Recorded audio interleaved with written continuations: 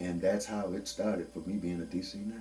Okay. Yep, sure enough. I just went to the rehearsal just to look at things, and shoot, ended up being a member for years. Describe the rehearsal. I mean, I've talked to other people about the whole process of rehearsing. Just describe a normal rehearsal with you and George McAllister and the DC Knights. How did it work? How did the rehearsal work? Well, it wasn't a rehearsal as to where you get in there and you sing 5 songs. It wasn't like that at all. You sung one song if you had to sing it one whole month, every day, and you worked on that song until you got that right. Now it's time to move on to the next song. And that was, we was in Greenville, South Carolina, and we rehearsed every single day for 3 months straight. I remember it very well. And when we hit the stage, from switching voices right on stage, you know, as the way I would be singing baritone, I would sing, and we still singing the same song, but our by us being so tight and so close knitted together, you know, that we could just look at each other, you know, and we'll throw a head signal. I'm gonna take the top for a minute or two. Oh, we had it together, but we rehearsed, we worked, because that's how we was living. That was our bread and butter. Them guitars and them amplifiers and them moves and them songs, and they had to be right. And we could switch notes, and we could play different instruments, and we could sing different songs, and our lead singer would get out there and he would narrate, and he could talk about a tree, and we knew where he was going. He could talk about a glass of water, and we knew what song he was about to sing. He could sing about a pair of red shoes, and we knew what song he was about to sing. It was a feeling, and it was an understanding. It was a spiritual guided symphony of guys, and we blended everything together, and we came out with beautiful stuff. I mean, I don't know. It was heartfelt. It was beautiful.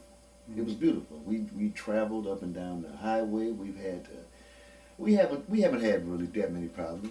You know, it wasn't that. Well, in any family, there's going to be issues and problems and stuff. But it sounds like you really melded together. We had to. Yeah. We had to, because it was just us.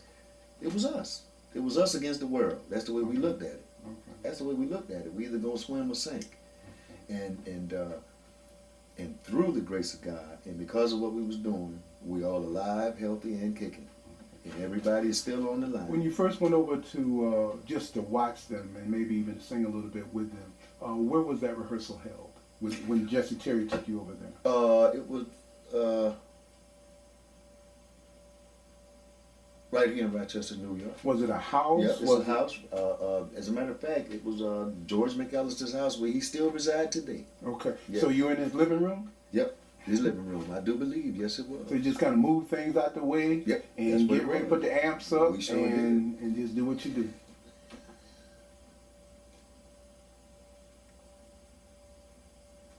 Yep, it sure was.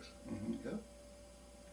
And I was with Bill Moss and the Celestials. I've heard of that. One of the first guys that we was out there with. Billy Bowers and the Five Blind Boys. Okay. Oh yeah. Oh my goodness. The Macedonia Singers. Wow, man. The Truthettes. Tootin' the Truthettes. Oh man, I've traveled with but our rehearsal was right there at George's. Yeah, we moved the furniture around and had the drum set up, and we would just work it out. And we would work it out. 8, 9, 10 hours rehearsing. Take a little break to eat. Did he have a family that had to kind of move out the way and let y'all rehearse, or at that time he was a single person? Yes. Single and just okay. Yep. So he had the space. You see, that was the thing. You see, nothing got in the way. This is it. This was it. Okay. It ain't nothing else. Okay. But this. That's it. It ain't nothing else in the way. Ain't nothing else allowed to be in the way. This is serious. Now that's a difference though between like most of the local gospel singers, including the Morning Stars, who were family men who had full-time jobs and sang on weekends. Totally different, like night and day. Okay. Because when you pack up your suitcase and your suit bag and you get in that truck, you gone for 3 and 4 weeks and ain't no boss to come back home to. This is your job. This is your job, right? This is it, man. Ain't nothing else. Now, there's different strokes for different folks. If you got to stay home with your babies, you stay home with your babies. Now, at that time, I didn't have what I had was my group and my dream of what I was doing, so I was straight. And them guys I was with, we was straight. That was it. All we had to worry about was feeding our automobile. And getting to the next performance. Getting from point A to point B. That was it. Okay. And I enjoyed every minute of it. If I could do it all over again, I probably would. But, you know, I still affiliate myself and associate myself with all of the groups. I'll plug up my guitar and get on stage. You know, I'm not doing no traveling right now. You know, but it's an experience that any musician, I tell you, any musician, there's a big difference between a local musician and a professional musician. It's a big difference. See, if you're a local musician, you don't have to.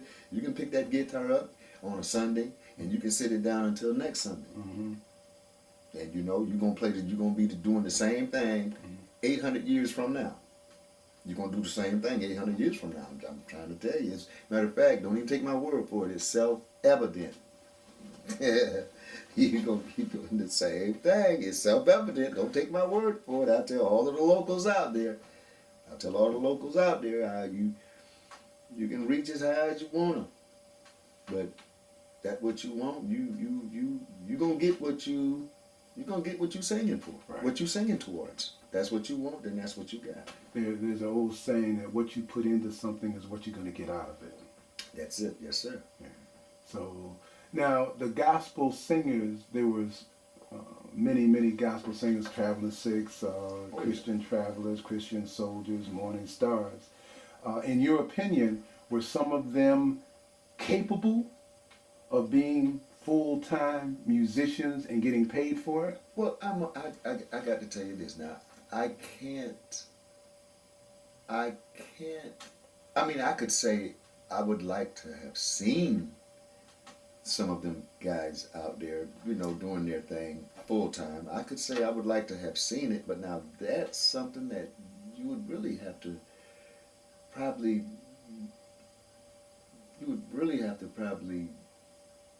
sort of commentate with them on, you know, on their, you know, feelings about that. I mean, sure, I mean, I would love to see all of the groups out there on the road, but you know, for whatever reason, they can only tell you why they didn't or how come, but I can tell you I did it because I was able to, and that's what I wanted to do, you know. So. When did you first move over to Rochester? Because I know you moved over here when you were in school, and then you went down to Florida, then you came back up. But as an adult, when did you first, say, set up your own household in Rochester as an adult, as an independent adult? Oh, at the age of 22, 21, 22. When I got married, yeah. Okay. I got married, and that was my foundation. So 21, 22, that would have been 63, 64. I'm sorry, 83, 84. Right. Up in there. 83, 84.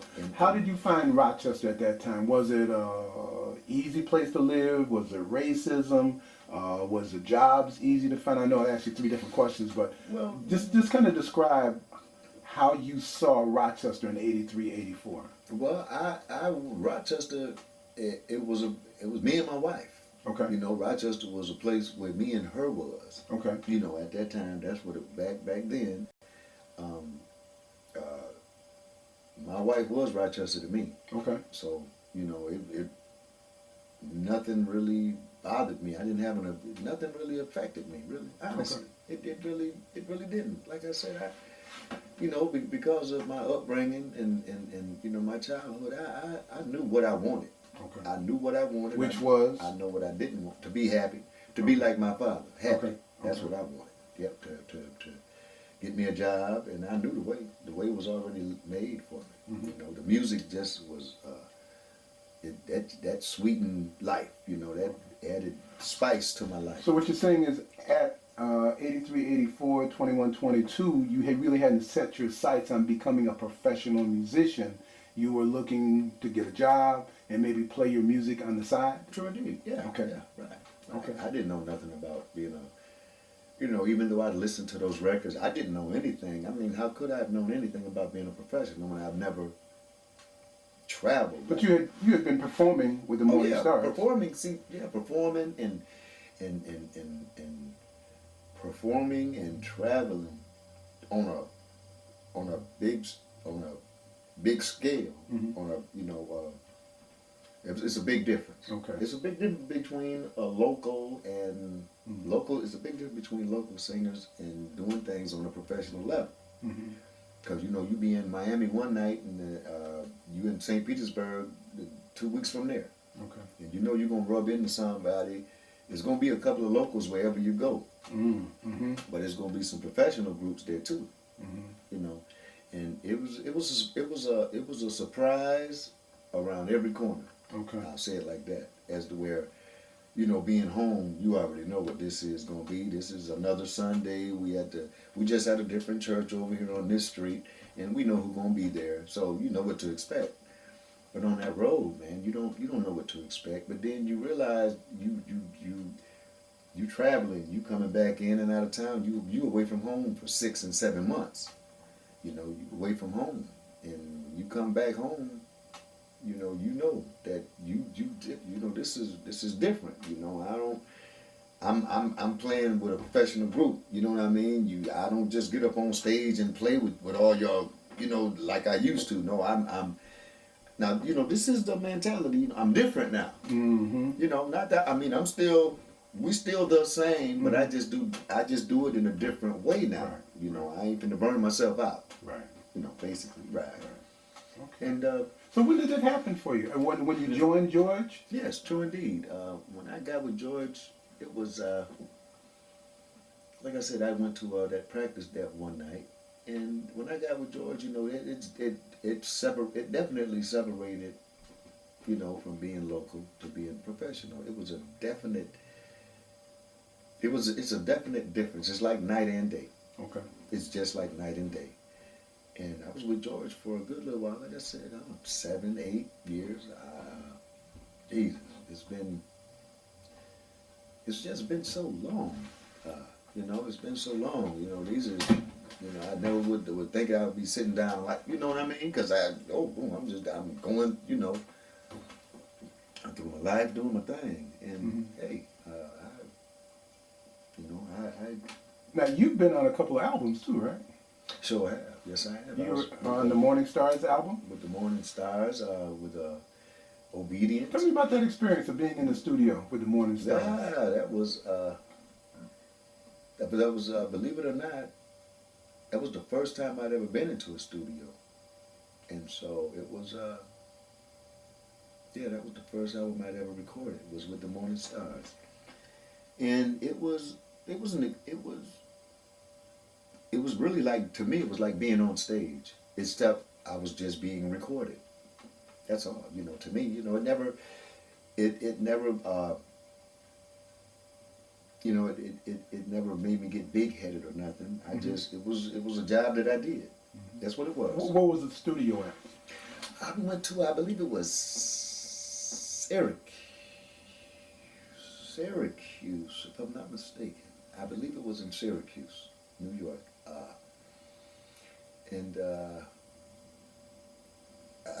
I couldn't tell you the name, or I couldn't tell you anything, because it's Do you been remember so, about what year it was?